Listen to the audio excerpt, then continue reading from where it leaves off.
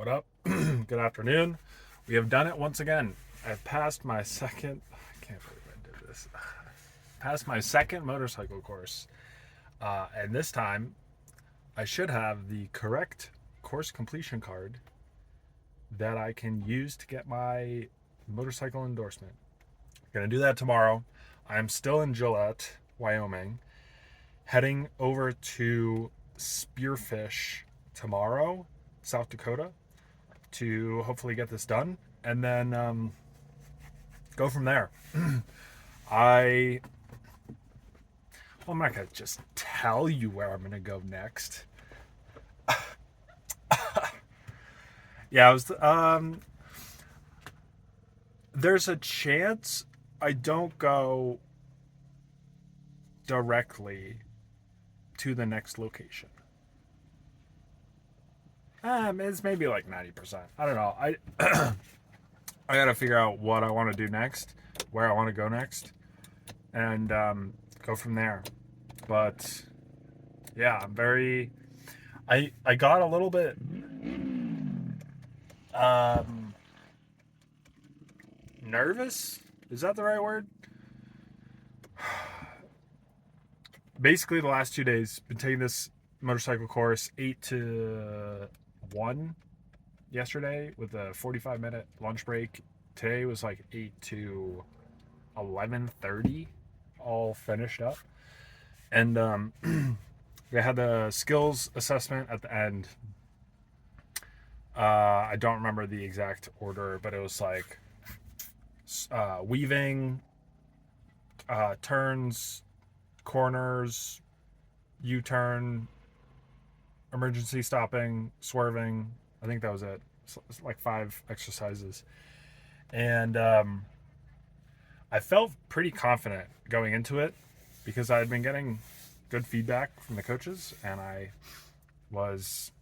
have been getting the hang of things riding the motorcycle. I still can't believe I'm riding a motorcycle. Like, what is going on? But I was starting to get nervous at the start of the skills test, balancing this, like, these thoughts of just another exercise. I've been doing well with all of the rest of these. We're just doing another exercise. Don't need to overthink it. With at the same time thinking, I drove, calculating, 300, no, 240 miles, something like that, for this test. And they hold them every weekend. So theoretically, if I didn't pass, I would have to stick around for a full week and hope that I could do a walk-in for the next week's test. And that started to get to my head, where I was thinking, there's kind of a lot of stakes on this test. And as I was driving around, I was thinking about another thing, which is, if you scroll back to April, I'm actually not sure. Vietnam for sure. Da Nang, Vietnam. Towards the end, whenever that was, March or April. I think it was in April. And no, doesn't matter. I was talking about, I took this, I auditioned for the Bluecoats drum corps, world class, like top 3 drum corps in the world, which is basically, if you don't know what that is, it's like professional marching band. And I can't remember, I was telling this story about I can't remember now the exact advice that I got, but I heard at some point in that weekend that you shouldn't compare yourself to anyone else, which is like, yeah, okay, you've heard of that advice all the time. Don't compare yourself to others.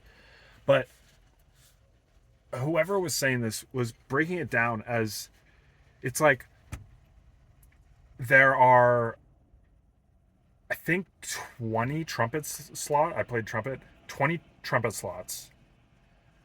I think they had like 5 audition weekends.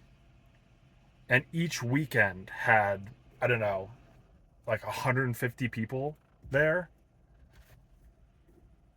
And so as soon as you start doing the math, it's like almost all of these people are going to get cut and not going to make it. And so even if, let's say, to help put it on an objective scale, let's say I'm like a 5. I'm a 5 at my visual marching. Even if I look over and I'm like, oh yeah, I think my legs are like straighter than that guy's, like my posture's better than this guy, and oh, I think I'm better than that guy. It's like all 3 of us are not going to make it. There's it, it's one of those things where like maybe not even anyone from that weekend would make it. And so the odds are so low that it's just any kind of comparison with anybody else. The the better example is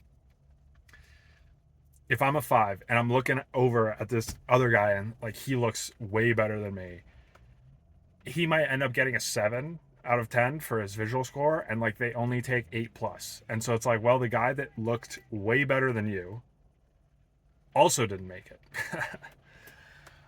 So as I was sitting on this motorcycle doing these exercises, I started to think about that because I was like watching other people and kind of comparing and like, oh, that guy swerved. He was a little bit off balance, and I went back to like just focus on yourself.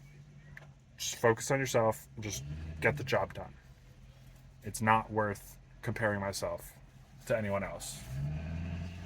And I started to think, why don't I take this perspective of, rather than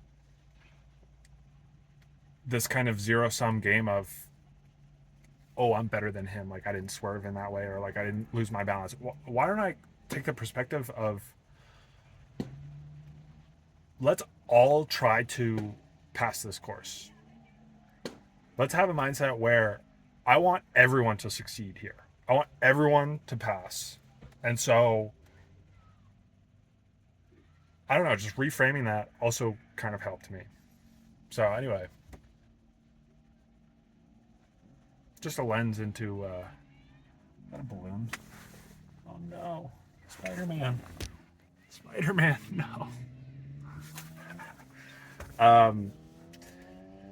Lens into what I was thinking about earlier today, but we got it done, and very grateful that I could pull it together for that. So hopefully we can get this thing done and get back to camping, because that is number 1 priority after this. Number 2 priority currently.